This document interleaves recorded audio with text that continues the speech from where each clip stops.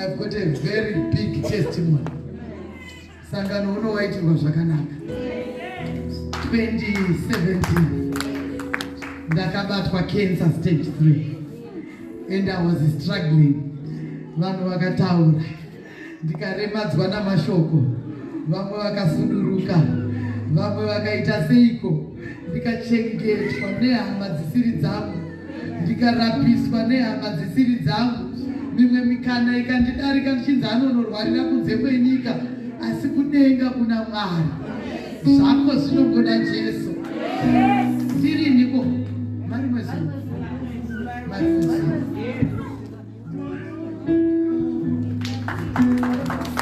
Ndakasangana nemassive restoration. Ndakatorwa mabloods akaenda kuIndia. Because previously kwakauya akanga kuti cancer cells are -5. Yes. Amen. Massive restoration. Nakagara. Ndiri mumba ndabva kustate juice. Ndogona kaimeo kachiti dungu. Ndokandaona kuti kari kubva iko kuya kwakaenda ropa kunovhura mudai. Ndikaona good news.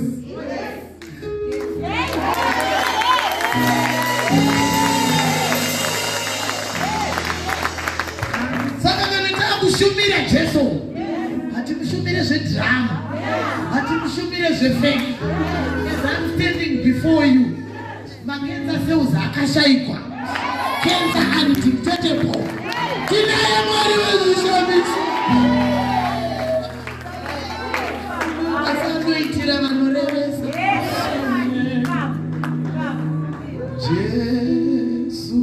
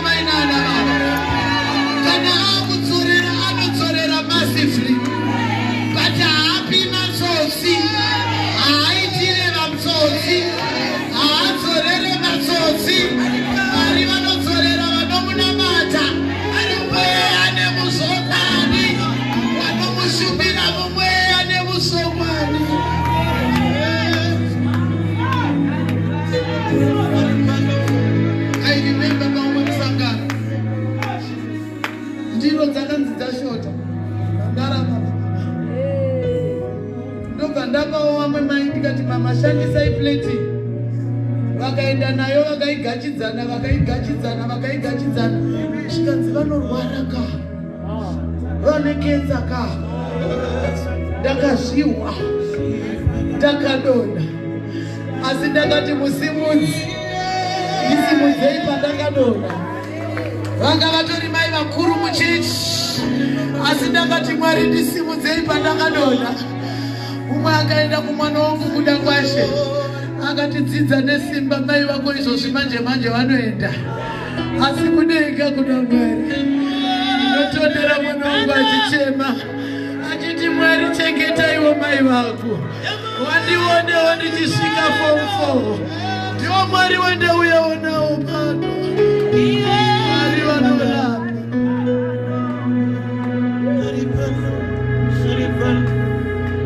Mwari wenherera, Mwari wevanorwadziwa, Mwari wenyasha. Saka naine vana venyu manerano vanoda kudzorerwa zvakasiyana Mwari. Saka naine vana venyu manerano vakandidzorera utano ndingashamisa, vakadzorera utano Mwari, vakadzorera.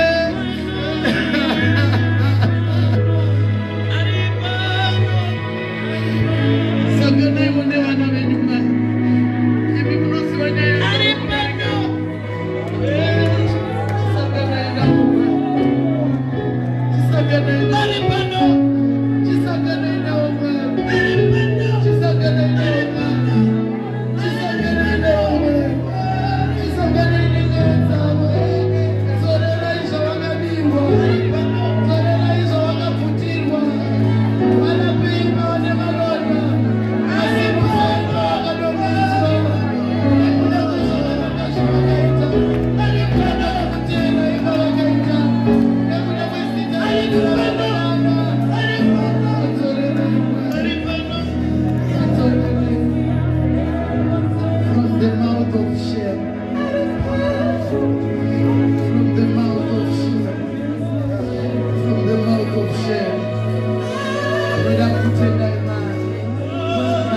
tatanga musangano tine zvatoda kudzorerwa. Iyeni Mwari vakandirwira pachirwere chinouraya, chirwere chinotyisa. Chisanganaiwo nevana venyu, nyaya dzavo ndini ndinodziziva. Ini ndakaruona ruoko rwenyu, ndakakutendai Mwari, ndakakutendai Mwari, ndakakuonai Mwari. Nevana venyu ava ngavasanganire basa, ngavakuonei kuminda yavo. Zita raJesu. 2006 ndaishanda kuBridgestone ndobva ndadzingwa basa. Handina kuuya kuchifundiso zvekuti Mwari vandidana kuti ndisiye basa. Ndakafaiwa basa ndaba. Ndotinzwa dzimwe nguva wakaparidzirwa nevatsvene stereki, saka uchinyanyotya. Tsano ndezvenyasha. Saka ndaishanda kuBridgestone, Workington, tichibva taba, ndobva tasungwa basa robva rapera. Rapera kudaro, ndobva ndakatanga kurwara neTB. Kapenjeni kandakapiwa ndokataihurisa kubhawa. Kana usina Mwari, you can do anything. Ukashaiwa Mwari, zvese zvinonyadzisa zvinodii, inenge itori lifestyle. Taitopoza kupinda nenzenza pamba paunoroja mukadzi ari kumusha. Ndaita hakuna anondibvunza imari yangu. Tsano uipi kana usati wasangana naJesu, hakusi kuipa. I-lifestyle zvinodadisa. Kufamba nenzenza yako zvinopozesa kana usati waziva Mwari. Ndatuone simba regrace. Saka ndakumusha ndichirwara neTB, makumbo akazvimba. Ndakaona vision, munhu achitaura ari pamusoro. Enda kuHarare watoporeswa, enda unoparidza. Ipapo hapana chechi yandapinda. Munhu angobva kubhawa, but hamene kuti kudii. Mazuva andainwa mumba mamune Bible randakangotengawo mustreet ndichiri pabasa. Saka Bible rakaramba riri mumba. Ini ndichiita zvandinoita. Mwari pavakandidana vakabva vandipa chapter. Message yacho ndakamboiparidza rinzi drop the bucket yemukadzi weSamaria. Enda kuHarare unoparidza. In that vision ndakaona ndiri mutown. nansiri familiar this place, but pakazara vanhu ndiri mudenga ndisina kutsika pasi ndichinzi iwewe ndatokuzodza nzvimbo yauchatsika uchanga uri pamusoro. Vanhu vakazara vachitenda message yandichakupa. Ndichibva ndabva kumusha ndine tsvimbo, ndaifamba netsvimbo makumbo anga akazvimba. Ndakaita about 2 hours kubva kuna Fort kwedu kudombo shawa ndichienda kuCopacabana kuti ndiende kuwadzana. Almost 2 hours ndine TB ndifamba netsvimbo. Zvakuti dai wakandiona mazuva iwayo hazvaita kuti ubvume kuti munhu ane calling kuti ndomufundisi vava, hazvaita. Nokuti kudana kwaMwari kuri beyond mafungiro ako. It's like a challenge in your life kuti do this iwe chitoziva kuti handikwanise. Mwari chinoita kuti ade vari weak ndo munomanifesta kugona kwake. Sandauya mukuwadzana ndakatakura Bible ndaiti ndikapiwa mapirits tainwa 14 tablets a day. Sandaitora pakuwadzana clinic tabva kuNazareth unotora paNearest clinic. Sandapiwa mapirits angu 14 ndoenda parengi yekuwadzana ndoparidza. Ndakaita mbiri yekupenga. Why? Vanhu vaiona kadhi reTB muhomwe. Ini ndichiti Mwari wakanaka. Saka vanhu vaiti murwere munhu.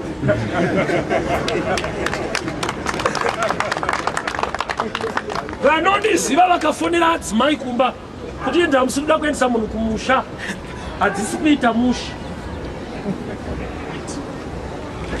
That period ndikaibuda rega ndiite quick ndikaparidza mutrain dzaitakura DZ kuwadzana almost a year ndichiparidza mutrain. Ndikazoya Copacabana ndikaparidza almost 2 weeks. Ndikazobva ikoko ndikauya pano. Ndauya pano pane vaishumira pano. Saka ipapo dzimwe nguva Mwari vanokudana vokupa anointing kuti kana wakuvateerera osangana neprovision. Nokuti whenever there is a vision there is provision, but you need to take the right step. Ndauya pano ndakasangana nevamwe vaiparidza pano, not mention names. Ndobva vanditi iwewe unoparidza iwewe trouser randaipfeka ranga risingavhare zipi, ndaishupika zvisingaite. Ukaona ndichiparidza nyasha kunobvika ikoko. Saka ndaiparidza ndine t-shirt yakuti ndaidai so kuti kuti pakavhire zipa. Saka ndauya wakanditi Tsano zvamuri zvamungaparidze munotinyadzisa. Ndobva ndati anyway chiitai kuti mukapedza kuparidza 1 to 2 since panenge pari open ndoparidzawo hangu kubva na2. Kana Mwari wakakudana it's not about people, it's about him. Saka vanhu vaifungidzira kuti vanhu vanomira pano nekuda kwetime. Saka to their surprise ndakaparidza na2. I'm the first kutanga kuparidza after 1 o'clock panapa. Ndaparidza kubva na2 kusvika na3 paizara more than lunch hour. Ndokubva vazotaiwa mukomana ichimutorai tiite wokushandisa mugrupu redu kuitira kuti akatanga pazare. Ipapo vanga vasingaoni anointing vaita me crowd puller. Vanga vasingati anointed man of God vaiti crowd puller. Ndokubva ndatanga ndaparidza manje vanhu ndevamwari ndo mistake yavaiita manje. Vanhu ndevamwari zvekuti Mwari akaziva kuti muri kuita zvisirizvo anogona kukuratidzai maringe nevanhu vacho vari kuuya. Saka vanditiparidza from 12 wapedza na 1:15 kuitira kuti lunch yavo izare. Vanhu vaiti vakaungana ndichipedza woenda ndobva vagara pasi futi zvati muisei pakati tate zvino Mwari po vanhu havaende vanongoti achapinda. Vanhu ndokubva vatanga kuita misikanzwa anisoti vanhu vakamira sei. Vanga vakutobvunza uri panze unopinda nguva itozodzoka.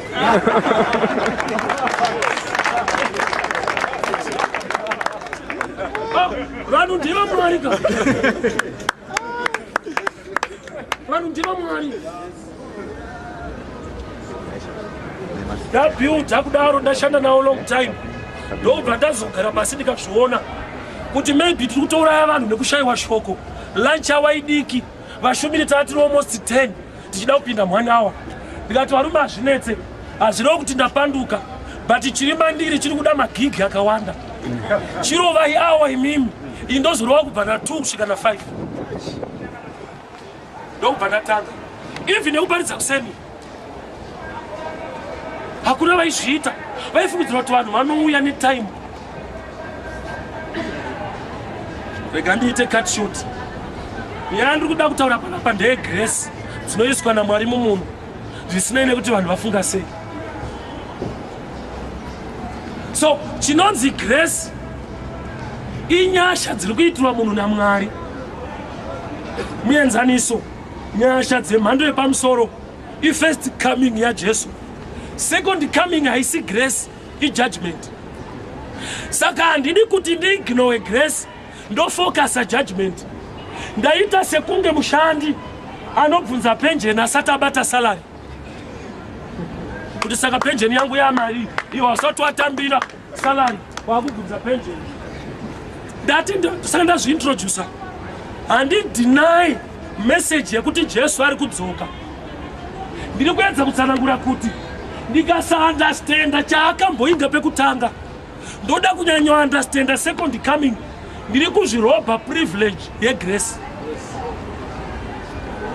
Sure ari kudzoka, but akamboingei nokuti nzwa tikasava nedeep understanding yefirst coming tinobva tararama as hypocrites vari kuda kufocusa second coming, but mabenefits esecond coming anobatwa mukuunderstanda first coming. Venga uripinde ukasatenda muropa rake uchimirira last day. Last day in judgment. Kureva kuti kana ndiri muna Kristu ndinofanirwa kuunderstanda both realms. First coming zvainoreva zvandinofanirwa kurarama, then second coming zvainoreva futi. Saka mukudanwa kunogona kudanwa munhu anongotaura nezvekuti kuchava nekugeda kwemeno, gomo uchati ndifushire roramba, ndo area yake. Anoparidza last day. Ini ndine area yangu nokuti ndakaponeswa nenyasha. Handisi product yechurch yegrace. Songs of Solomon, ndo scripture ndinayo. Songs of Solomon chapter 7 i one statement ndoda kukuratidza depth yegrace. Kana ndichiparidza grace chete handisi kuverenga statement yakakura. One sentence can change your life. Ukava ne deep revelation. Songs of Solomon chapter 7 verse 1 panoti ipo, how beautiful are your feet in sandals, O noble daughter.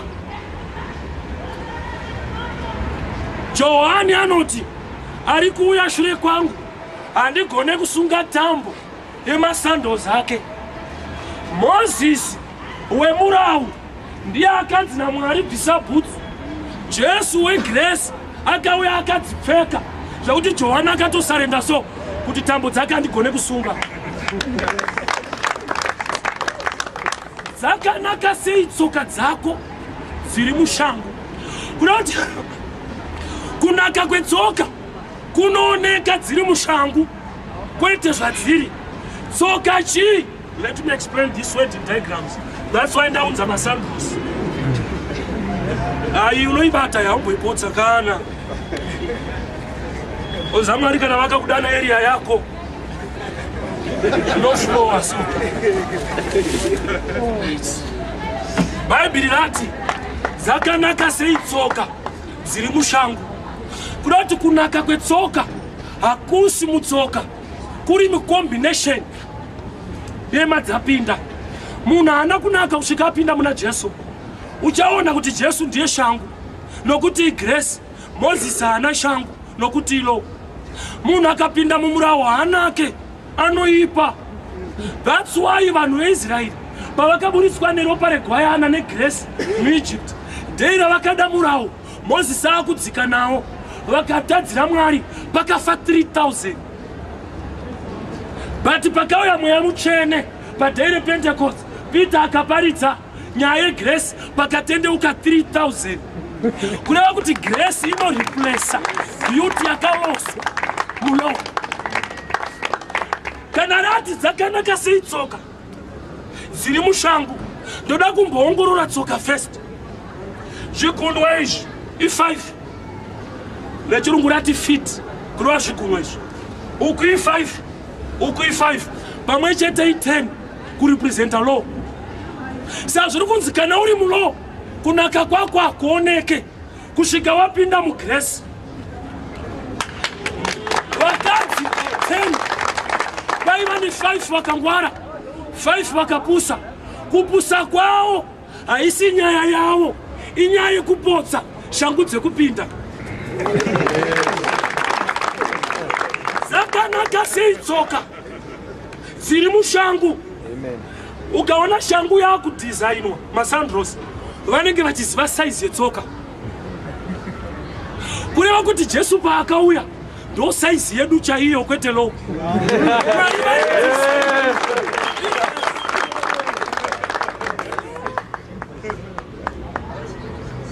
Saka shangu masandros ileta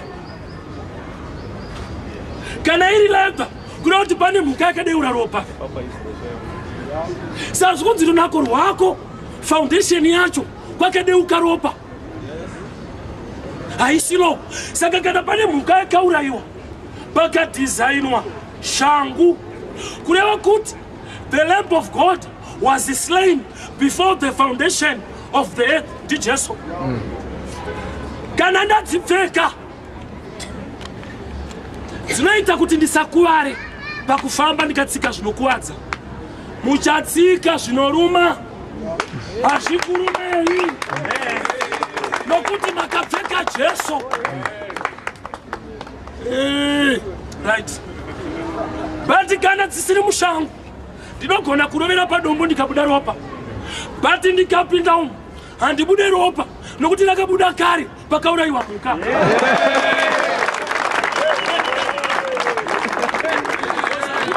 Yekuti mwari vakakupa unotya kuti mwari kupa type yangu sinaenda kubible school stuff yese.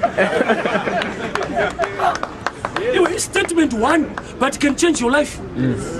Zakanaka sei tsoka dziri mushangu. Wakaona here mamiriro akaita tsoka. Tsoka dzikafanana kuti yekuright yakadai yekuleft yakadai ndo mamiriro acho. Kunoti kusiyana ikoku ndo kunoita kuti zvifambe. Dzikafanana kuita dzekuright unorasika.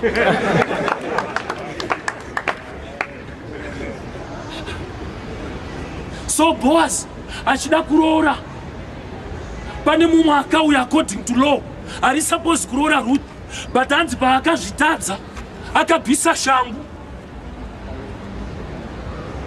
Nokuti uyo aida kuroora Ruth according to law kune chaakatya kuti manje ndikamuroora nyangwe munda ndikatora haabereke dzinza rinofa. But kana ari Jesu ane shangu pasingabereke ipapo dzinza rinosimuka. Dzakanaka sei tsoka dziri mushangu. No wonder mukomana anonzi Jacob nyangwe aiva second born akablesswa nenyaya yeleta, nokuti paakabatwa ndo paakaita saIsau. Kunoti anaka sei Jacob ari kuita sekunge ndiso anakiswa nechikumba chemhuka. Kunoti Jesu anoda kupfekwa kuti tiite saiye, nokuti Jacob akasiyana naIsau, saka arifanirwa kupfeka chikumba kuti aite saiye. Saka iwewe uri munhu wemanga-manga but ukapinda mushangu muchikumba ichi chinonzi Jesu, baba vakakubata vanoti voice ndere mutadzi but maoko ndiye mwana wangu.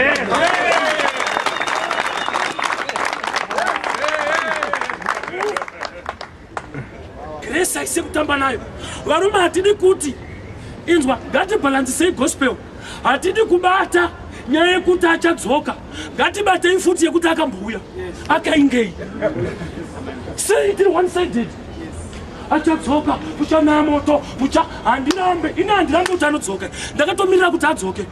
But pakudzoka kwake achadhira nevanhu vakaramba mawiro akamboita. Nyaya yekudzoka vachatongwa vasina kuunderstanda kuti akambouya. Hatidi kunyanyoswera muarea yekumberi tichisiya zviri pano. Inguva yekuti tsano vaponeswe. Sure second coming is judgment. You must repent from sin. But the time yacho repentance is this time. Ziriko shangu. No wonder. Pane paanoti. Regai zviri mumunda zvikurirane. Statement iyoyo ukaiverenga zvakanaka parable inotaura ichiti mbeu yakanaka yewiti yakadyarwa mumunda. Kuti aiva nembeu yakanaka ndiye muridzi wemunda. Saka trick iripo. Ukaona munhu akuprepare munda ari kuziva type yeseed ichauya nokuti anodyara mbambaira anoprepare mihomba. Kureva kuti Satani akatononoka. The field was already prepared according to the seed coming. Saka uchiona kuti you are an overcomer, you are a champion for one reason.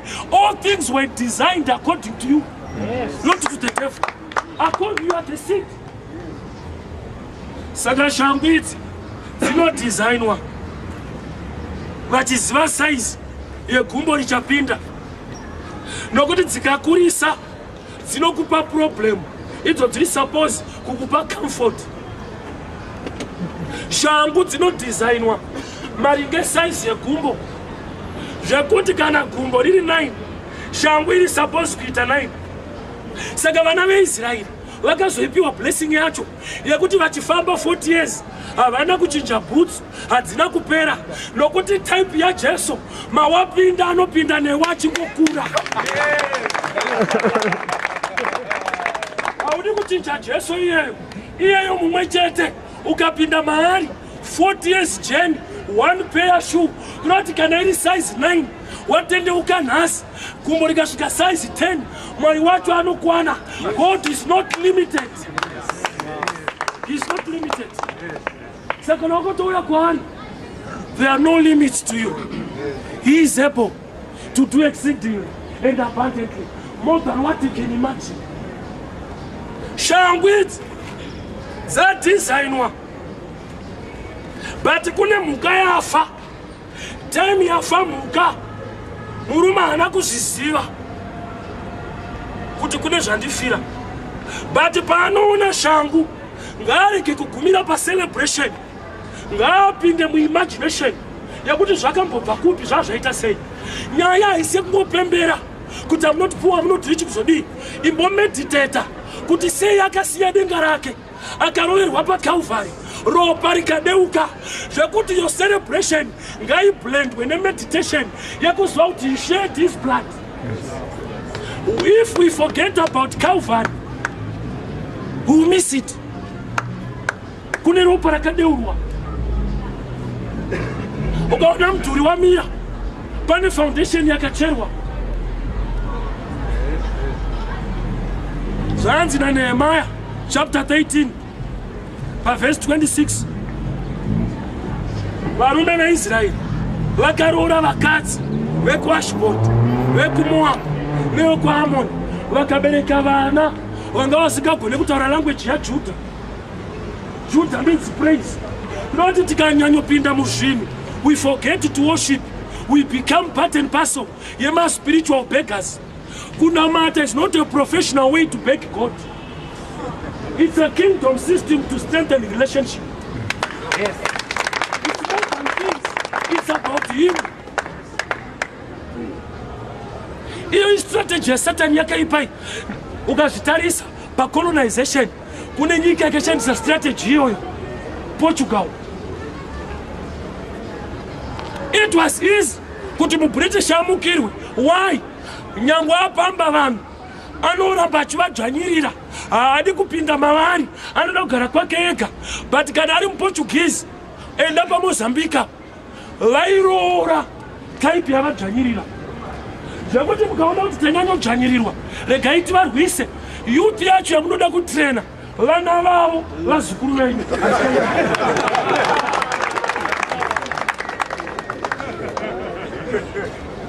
Anoti kuti ndirove mudhara azviite, oti mwana mudhara kuti rova uyu futi oti kurova sekuru azviite, inopera yakadaro tsanga. Sa wakaipa anogona kuzviita. VekwaIsraeri vakaroora vanhu vekwaMoabhu, vakaroora vekwaAmoni, vakabereka vana vanga vasingagone kutaura mutauro waJudha.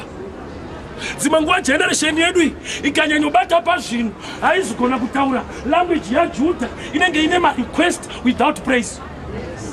I believe God for a car. I believe God for money. I believe God for a house. We are married into things.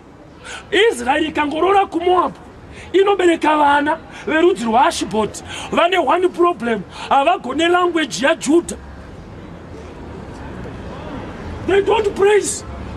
They come so that God can give them things. Secret ya kingdom ndekuti ichokwadi Mwari vanopa. Ichokwadi.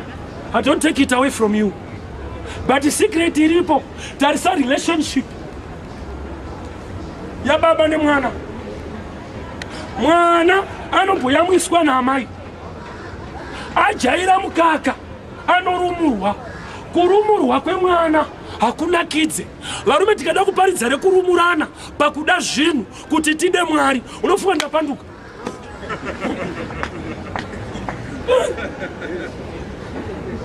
Amai vanotora gavakava voisa panyatso. Mwana ndewavo. But level yaasvika haichaita. Osatiri vana vaMwari. But taakuda kumbokurawo mumalevels ekuti hatikada kuti aite zvinhu, taakuda kuita zvinhu nokuti tinaye.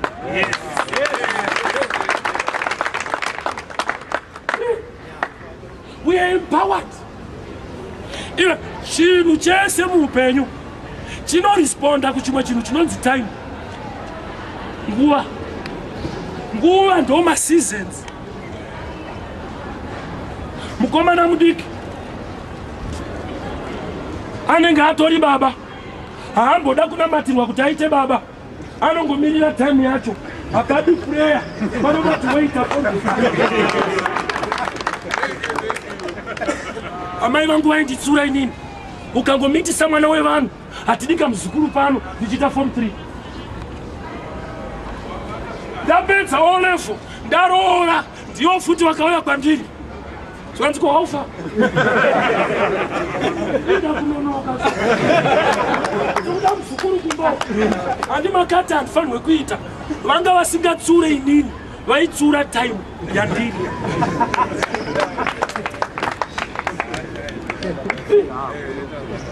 Time nyaya. Understand nguva yauri. Pane nguva yekuti Mwari anobhonaisa chingwa. But vavariro yake ndeyekuti uende kunonaya mvura. Uri kuona kuti vavariro yake haina kumira musha. Anonaisa chingwa kuti muende kunonaya mvura. Uri unotaiwa kuti pano ishe. Tichimbonaya tichiruma. Kena kumvura. Tichibuda muchingwa. Level yematurity. Dzakanaka sei tsoka dziri mushangu kuti manakiro adzo inyaya yecombination kwete yekuti dziri paside dzakanaka. Vakakunda neropa regwayana uye nekupupura kwemiromo yavo. Munhu akatenga stove akaibata nemaoko akatota anogwinwa. Oti stove iri kugwina, but chokwadi chiripo chiri kugwina magetsi. But nokuti haoneke unozongonyepera stove. Kureva kuti Jesu akapinda mauri unogwina. Unogwina. Iye ndiye simba. But anoenjoya simba racho ndiwe. Hana akaiziva. Prayer ya Hana yakachinja life yangu. Pane ipfugama sati ndane phone. Mwari ndiri kudawo phone. Ndaona nzenza dzine phone hadzina mati, mbavha dzine phone. Ndiri mufundisi wenyu, Ishe ndoda phone. Ignorance inokutuma kuda kukompea vanhu, isingakutume kuteerera Mwari wacho. Zato unofundiswa nepressure. Mumane motikari ina ndina ndanonoka sei anopedzera kuprofita iye asingaprofita. Unomota ane pressure. Life haisi competition. Nokuti mutemo wecompetition mumwe anotoruza. Saka Mwari akakusika uri winner. Zvakuti ukaenda competition wakutora wrong identity, a loser. To maintain identity yako, don't get into competition. Usavarire kuita mwe munhu. Vavarira kudiscover zvauri. Senza telefoni, ishede manipa, ndoda bvunza mumwe, zvikanzitsanya, unoiwana. 3 days, no sadza, no phone. Mamwe ma-formulas, it's true damn kingdom, but it depends on the situation yacho. Bible rinototi kudza baba namai vako, mazuva ekurarama awedzerwe. Harina kuti tsanya, ukangomakana namudhara wako, kana ukatsanya, unofira mupureya. Mwari haachinje Bhaibheri, nokuti tsano vane nharo. Zvimwe zvitomboda kunamatirwa tsano, kungoenda kumusha, kunoona mudhara. That's why paka Jesu, sei tichimuda, akataura wani, kuti ndauya kuzoita zvandakatumwa nemudhara wangu. Iwe nemudhara wako hamuwirirani, but Jesu waunoda, aitumwa nemudhara wake achibvuma.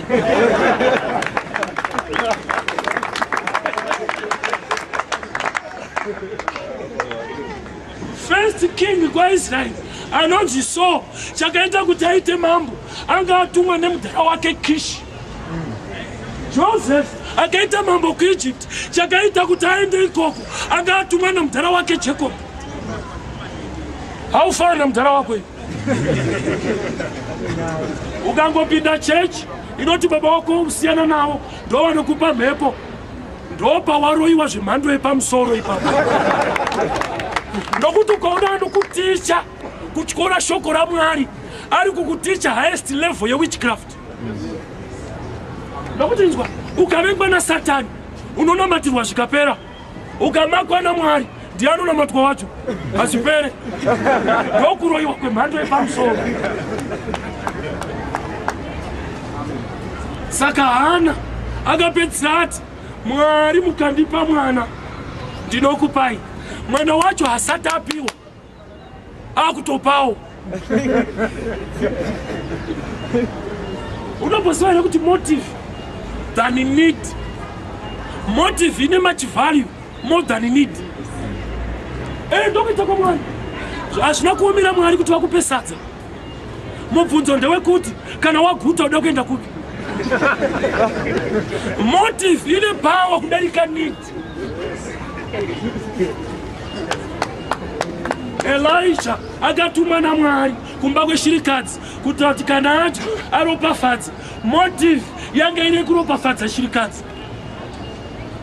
Nyangwe aine nzara, kogoita mafundisi ane nzara, ane motive yekuguta kwete kuropafadza. Itype yakasiyana-siyana iyo. Unogona kudyirwa nevane wrong motive in the name of God. Elijah muprofita, nyangwe aine nzara, atumwa naMwari nemotive yeblessing. Saka unofanirwa kuziva motive yemufundisi than office. Nokuti dzimwe nguva ari muright office but ane wrong motive. Hauzvaonekana kumapurisa kuti mupurisa zveshuwa anosunga vanhu but asunge vanhu kuti varegere kuita mhosva. Anosunga vanhu kuti yagute bribe. Ari muright office ane wrong motive. Kuchifundisi zviriko.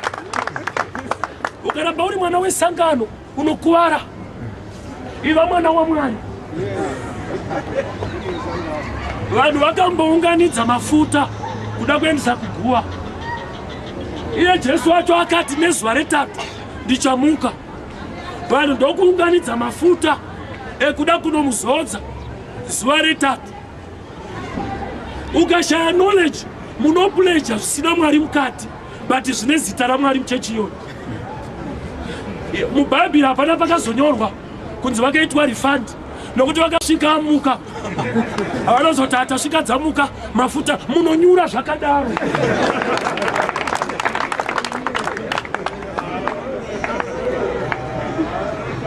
Nyaya ndeyekukurawo kuti uzivewo Mwari. Tsoka idzi hadzinake dziri dzega. Saka chiona tsoka 10 dzinonaka dzikapinda mushangu 2. Jesu auya ane mirayiro miri akataura. Ida Mwari nemoyo wako wese.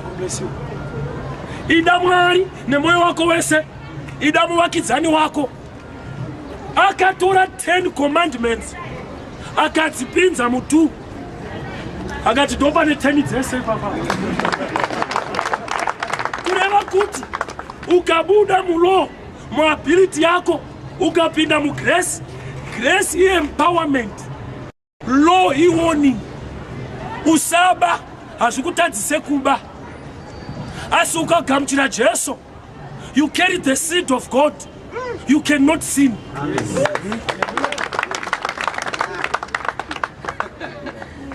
Class rinongokuratidza kuti une madziwa ari pise. Zvakaita law. Inongokudza kuti iyo imhosva. But haisi empowerment. Warning yekuti hump ahead haibvise hump. Inobvisa ma-negative effects kana wagona kuverenga woita obedience. Ukaverenga ukasaita obedience unosafa as if hauverenge. Ndoimwe nhamo yamuchechi anoverenga but haite saka anosafa ungasinganamati. Nokuti nzwa kubuda Egypt is not an issue. Kupinda Canaan ndo nyaya yacho. Nyaya ise kubuda Egypt.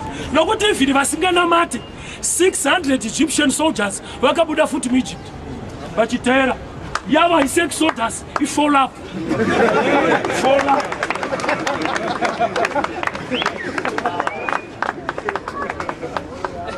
Varume zvatakainga mumba maMwari tozviziva here. Nokuti nzwa Genesis inotanga ichitaura kuti pakutanga Mwari wakadai so. Kureva kuti Bible rinongotizivisa zvavaiita. But kana tane mweya mutsvene anotizivisa zvaari. Worship inyaya yekumuziva kwete yekuziva zvaanoita. Nokuti worship haimiswe nesituation, inochinja situation. Ukava yeworshipa unoshedza presence yaMwari musituation. Ukava yeprayer warrior unotumira situation yako kwaari. Chiri nani chii kuuya kwake kana kuendesa nyaya yako. Nokuti Daniel, he was a prayer warrior. Paakanamata nyaya yakaenda mindirope kudzoka ikambobatwa ndi prayer warrior. Paul na Silas vari peace worship ndiye akauya.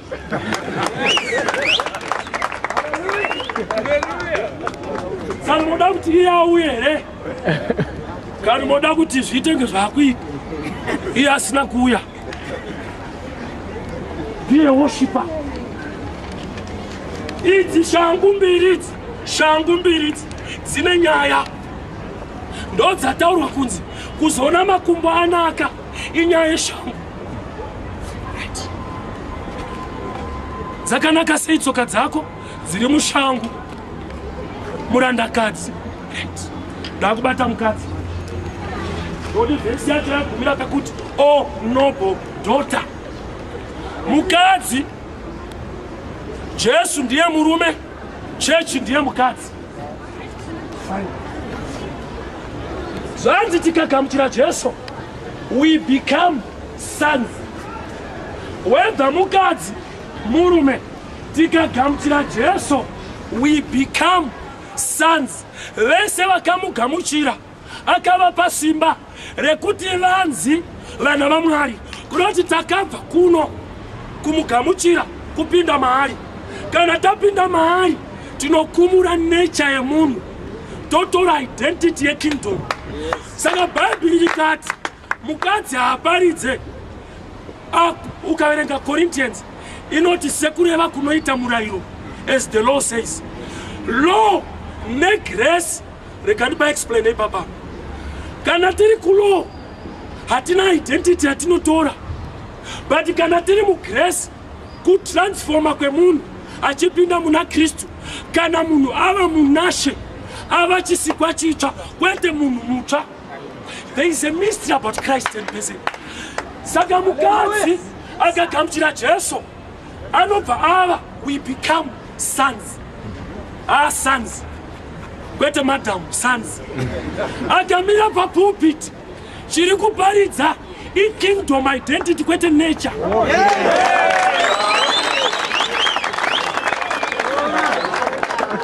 Ukarina mushe. Ipapo ukapapotsa nokutinzwa vazhinji chinoita kuti vapapotse hava understand chinonzi grace. Grace ku transform a human identity opinda mu righteousness ya Jesu kwete yako. Sana zvaita kuti ndiparidze. Ndombe vatanga kuya pari you get the tape. Nambotaura testimony life yangu. Ndaihura ndaiba. Mwari pavakandidana hakuna chechi yainditsigira. Ndakadanwa ndina about 2 weeks ndabuda mbawa. Grace ziri beyond theology. Theology is men trying to start things of God. But in revelation, it's God revealing himself to people. No wonder Mafarisi vaimuta husi. Why? Vaiva vachistada. Vaitovhura bhuku. Iye akamira apa. Iwewe hausi muri kuramba. Uri mwana wa Mwari iwewe manje. Tuone urimo here munhu. Usi. Mascribes varidzi vemabhuku. Taakuda life inobuda mubhuku yopinda muspirit. They worship him vari muspirit. Mwari ndimweya. Anonobatwa mumweya nemushokwadi. Mumweya hamuna agenda. Ukaona taakutaura agenda, we are still in flesh. But when we worship him in spirit. So ukiona Mwari wacho haana agenda nokuti is a spirit. So when we become a spirit, we become like him. Hallelujah. Zakanaka say it. 10. Tinonakiswa nekupinda mutu. Tikaramba tiri kulova varume tinopanana mhosva. Imagine mukadzi akabatwa achiita ufeve. Vakauya vakamutakura. Jesu ndovaridzi vebhuku is the wedding. Ndiye akanyora kuti musahure. Do not commit adultery. Ndobva vabata munhu achihura. Ndovati tuenda kune mukuru akanyora. But yavasingazive mystery, he is the author and the finisher. Hallelujah. Kana ari akanyora kwa akanyora futi.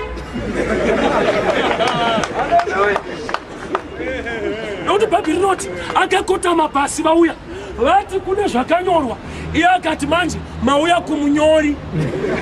Kwete kumunhu akatakura bhuku, kumuridzi webhuku racho akatanga kunyora. Varume Mwari akanyora grace uri mutadzi unorarama.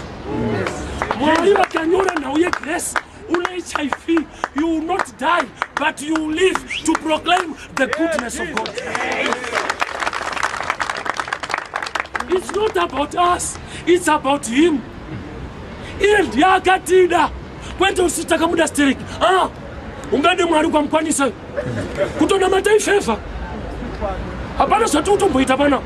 Ifeva ngonzi vana vangwa. Ende Mwari wacho haana kupedza. Akazorora. Haana kupera. Bhabhiri rinoti akazorora. Saka ndichikudza kuti ifeva anogona kusika vamwe vanhu. But vovarera tsano vari kunwa Z kuti namatai kamtsano. Kunga akapera. Iye akazorora. Kwa akasika vamwe unoita sei? Ziva type yaunoshainira iwewe kwete Mwari. Anotogona kusika vamwe vanhu. Anotonamatwa nengirozi every day dzisinganwe kachasu. Hallelujah. Ovavarira iwewe kuti please tsano namatai.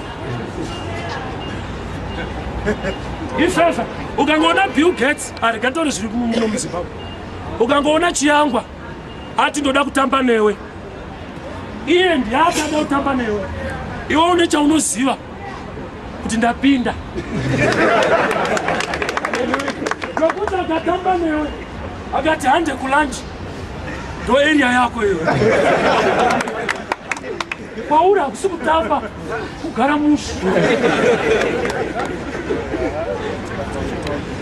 Ndo zvakaita Mwari kuti tsano yaitiwirirana. iwa unane chinhu kana 1 iye muridzi wesirivha nendarama neupenyu oti yatiwirirani otsikatsika inda une shavi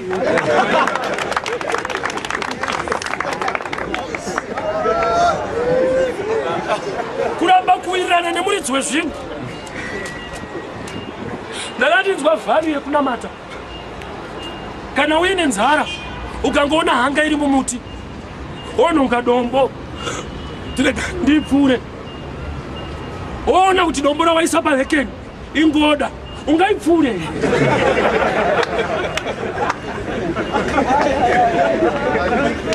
unotoziva kuti nzara iyi haina nyaya chinhu chandawana nhamo haina nyaya Jesu ndo ane nyaya nhamo haina nyaya takaabhyuza kunamata tikakudzikisira shuwa ndonamatira sutu yekuti vhinano hura nayo sandikutambisa kunamata kwacho ndonamatira imba kuna anodhakwa stereki ane dzimba 4 indotonamata stereki kuti ndiite 1 kutambisa kakunamata kwacho nokuti inzwa ukaona uine chikwambo obva waita takshop chikwambo chako chidiki kuna ane joina seat asina chikwambo sa chikwambo chako chokundwa nomunhu sabhela kutochisira uinana nomunhu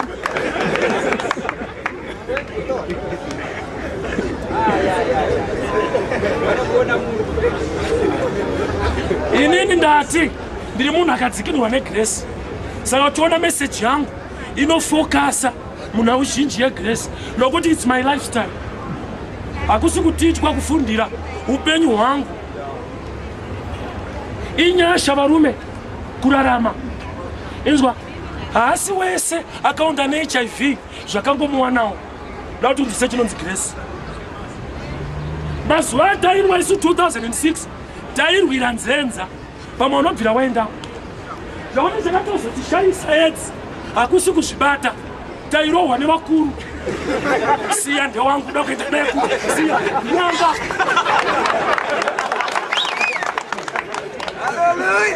saka vamwe unoona vane HIV akamira kutaura akamira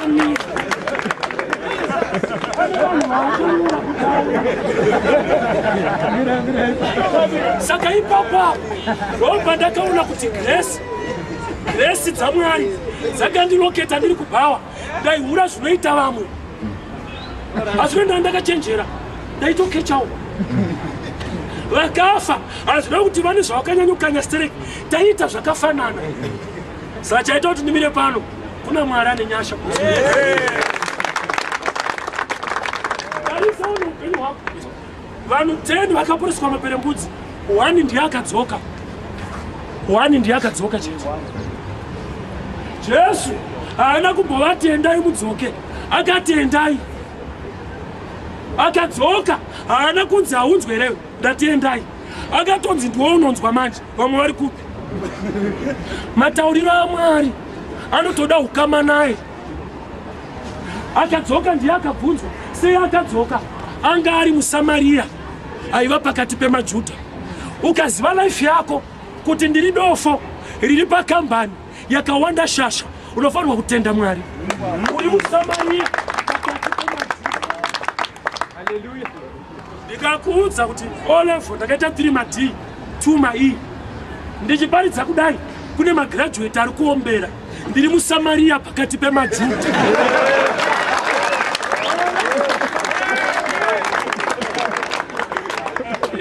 Zvinodipa kuzvininipisa kuti Mwari mune favor. Unosati Mwari vaigona kusika mumwe munhu pandakanyanya hura stereki vaingoti ifa ndosika umwe but vakandivavarira kunge pane zvandaita. Mwari wevarume ngatimutyei anovavarira mutadzi kuti apone. Anotovavarira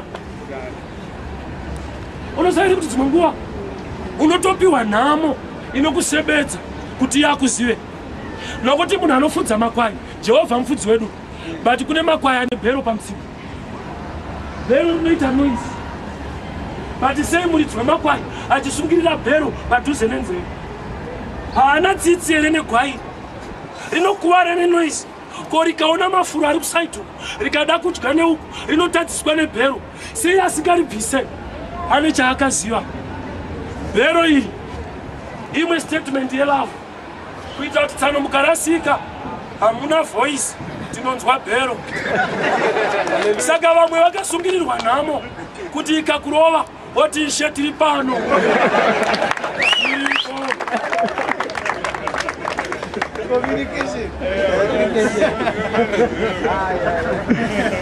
dzakanaka sei tsoka idzi varume idzi 10 kana dzaamushangu 2 munhu anonaka kwete nelaw 10 commandments but akapinda munew testament muna jesu umu ndomune nyaya nokuti paaifamba mulo aiuraya makwai ukafamba mulo mu10 commandments usina boots unobuda ropa uchiroera pasi zvigumwe unenge uchiruza ropa uchiruza zvinhu zvako tikafamba mulo tinoruza mbudzi makwai but tikapinda mugrace inyaya yekuti kana waona zvatodai so kune mhuka yakadeura ropa ini ndisiri awe ndakungopinda rangu harichabuda rakabuda kudhara pane zvandakapinda toda kutinamata dzakanaka sei shangu dzako tsoka dzako dziri mushango. It's not about us, it's about him. Dai taunderstand statement iyoyo ndati inini handirambe kuti jesu ari kudzoka but toda kumboziva kuti paakauya akamboingei nokuti tikaida kufokasa nekudzoka iye chaari kudzokerera inyaya yekuti akambouya wedhi rekuti kudzoka isaini yekuti akambouya akamboingei. Haleluya. Wani wiki uri pabasa wakutobvudza penjeni yangu yapapi hamudi iri salari dzano varume tikaignora zvakaingwa najesu tinomirira kuuya kwake but takamira mumarwadzo ndoba tinozokompoza masongs pandimire pakaoma dai mauya manditora ishe munouya rini akati ndichatodzoka kana ndapedza kuvaka zvekuti iwewe ukati ishe uyai havatikone bhaibheri ravo vanotozoti iwewe chiuya titaure manje maindiro acho unoaziva vanofa munhu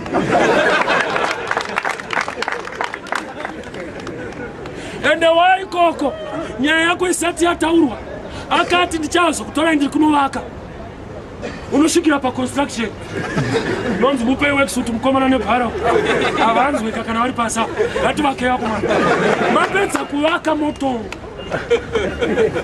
imagine wapedza kuvaka otongo otadza kupinda ndopandakati its dangerous kushandisa human intelligence kuparidza nokuti tine vanhu vane tumabhuku dzavo tine murume nemukadzi vari kudenga vane pamba pane loni vane bhasiketi nemaeples apa pane vana pamurume nemukadzi jesu akati ndiri kunovaka but kunokwane vanhu vane imba yakapera sano munhu haana kumira mushi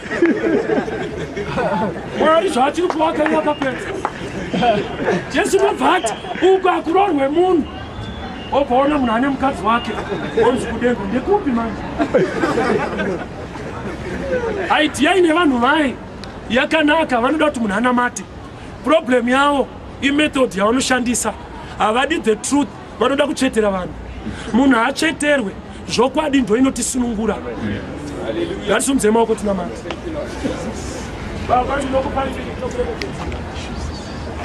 matinakisa nekuda kweropa rakadeuka pakalvari taibata zvinosemesa munyika mukatipinza mushango dzaiye jesu sajohani unoti anouya shure kwangu shangu dzake handigone kudzisunga tambo asi mozisi akanzibvisa zvii jesu akatodzipfeka baba hatipfekedzwe nemurau tinopfekedzwa nenyasha mwari ndoda kuremekedzana makada munhu anouya sei ukandibvisa mukudhakwa ukandiita muvhangeri munguva ino the same grace baba anointing yamakaisa mulife yangu do the same to my brother in this place ari kuita zviri ngaredere nokuti shoko renyu isimba we are empowered to overcome sin in the mighty name of Jesus Christ. I rebuke cancer, I rebuke HIV, I rebuke asthma in the mighty name of Jesus. Baba torai kuremekedzwa kwenyu munhu ngaadupukiswe mwari musimudzirwe runako rwedu kana tapinda mamuri zvakanaka sei tsoka dziri mushango. We lift your name higher as a nation. Zimbabwe 2008 mari isingatenga chekudya pasina, hatina kumbofa nokuti tatiri mushango dzinonzi Jesu. Baba, we are a living testimony as a nation to many nations. It's not about resources. Manga musina chekudya muno. It's not about money. Mari yanga isipo, but hatina kufa. It's all about you, Lord. It's all about you, Jesus. As a nation, we lift your name higher. It's all about you, Jesus. It's all about you, Christ. We lift your name higher. Mazita nokuti munoshamisa. Uzita na Jesu Kristu. Amen. You are somebody special, but the problem, uri ku negative side. Aripoera. Chimwe chakangobloka life yako. Haisi prayer yomfundisi. Iprayer yako yekugamuchira Jesu. Church unonopinda ipedyo newe, inotenda muna Jesu, inoverenga Bhaibheri, inotenda muna Mweya Mutsvene. Zvitatu izvozvo ndozvinokunecha kuti ukure. Nokumira kusunze maoko edu. Ngati muite munamato uyu mumashure memashoko angu. Ishe Jesu mweya pamuri. Inogamuchira kuti muri Ishe uye muponesi upenyu hwangu. Ndidzimei mubhuku rerufu, mundinyore mubhuku reupenyu. Imi makafa mukamuka nezuva retatu. Iko zvino mugere kurudyi rwaBaba nekuda kweupenyu hwangu. Mweya Mutsvene wenyu ngaafambe nemi kubva nhasi nokusingaperi. Mundinyore neropa renyu mubhuku reupenyu muzita renyu Jesu. Amen. God bless you so much. For the meantime, we can talk on what you also talk about. So God bless you so much. Nokuremekedzai nekumira kwenyu pano. Mwari vakuitirei nyasha zvikuru. God bless. Vanoda ma-DVD ranhasi richabuda manheru na4 reshangu. I encourage you to get a copy. Pane mamwe aripo for the whole week. You can get a copy.